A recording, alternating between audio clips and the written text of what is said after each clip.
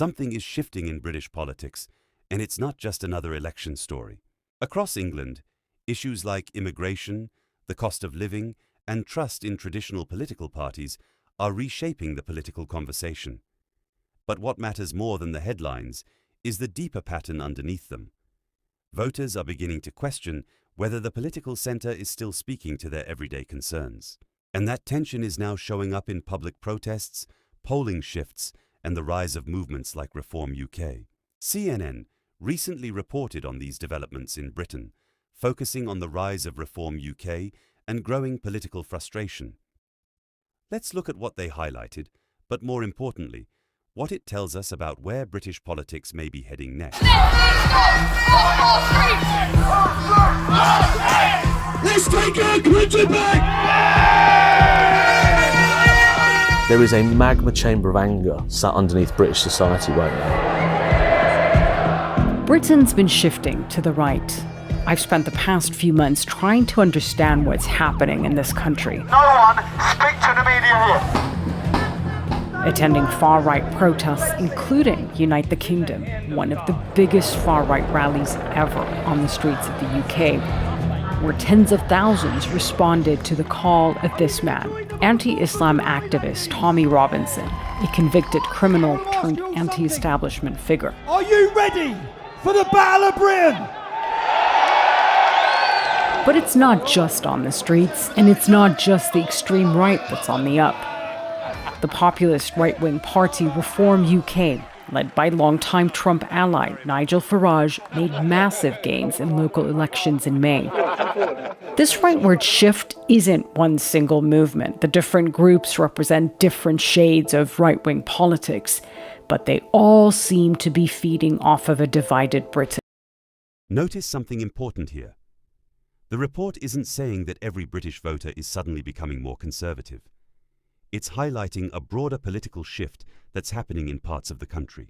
Many voters are frustrated about housing, public services, migration, and the cost of living. Different people draw different conclusions from those issues, but frustration itself has become a major political force. When people lose confidence that established parties can solve problems, they're often willing to consider alternatives. That's one reason newer political movements have gained attention in The country's been taken over by mass immigration. We're fed up. This is not the future that our grandparents and great-grandparents fought for in 2 world wars. They didn't fight for this to be done to our country. We want our country to be like it was before this immigration invasion was foisted on us. Yes, you mentioned far-right, neo-Nazi, all that a minute ago, as if that kind of stuff, that doesn't hold any power anymore. You must have learned this with Trump's victory. No one cares if they're called a racist anymore. Those terms are just used to silence people. The re-election of Donald Trump is not only an inspiration for this one extreme right figure. At every far-right event I've been to, it is a constant theme. Trump's Make America Great Again has come to the UK. This is mega. Make England great again. He's the man. Trump is the man. I have so much respect for President Trump. He is saving not just America, he is saving the West and he's saving the world. You're wearing this because I'm a Donald fan. This story isn't really about one protest or one political party. It's about trust. Across many democracies, including Britain, voters are questioning whether traditional political institutions are delivering the results they expect. Issues like migration, economic pressure, and public services have become central political debates. Some voters believe governments haven't responded effectively, while others argue the answers lie in different policies altogether. Whatever someone's political views, one thing is becoming clear. These issues are no longer confined to the margins of politics. They're increasingly shaping election campaigns and national conversations.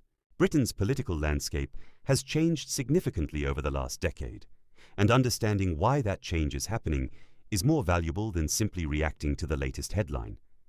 That's why reports like this deserve careful analysis. Whether Britain's current political direction continues or changes in the years ahead will depend on how effectively political leaders respond to the concerns voters are raising today. The bigger lesson is that political shifts rarely happen overnight. They usually build over many years before becoming impossible to ignore. I'm interested to hear your perspective. Do you think Britain is genuinely moving to the right, or are voters simply looking for different solutions to long-standing problems? Let me know your thoughts in the comments. If you enjoy thoughtful political analysis from the UK and around the world, consider subscribing to Signal Westminster. Thanks for watching, and I'll see you in the next analysis.